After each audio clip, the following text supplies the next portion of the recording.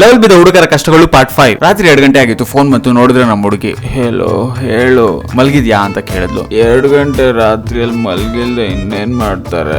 Miss you ಮುದ್ದು ಅಂದ್ಲು. Miss you too. Chatting start ಆಯ್ತು. ಮತ್ತೆ ಹೇಳು 1 ಅವರ್ ಚಾಟ್ ಮಾಡಿದ್ವಿ. ಮುದ್ದು ಬೋರ್ ಆಗ್ತಿದೆ, ಒಂದ್ ಹಾಡು ಹೇಳು ಅಂದ್ಲು. ಇಷ್ಟೊತ್ತಲ್ಲ, ನನ್ಗೆ ಆಡಕ್ ಬರಲ್ಲ ಅಂತ ಸೆಂಡ್ ಮಾಡ್ದೆ. ಪ್ಲೀಸ್ ಮುದ್ದು, ಮನೇಲೆಲ್ಲ ಎದ್ದೋಳ್ತಾರೆ ಚಿನ್ನು, ಪ್ಲೀಸ್ ಲೋ ಆಗಾಡು ಅಂದ್ಲು.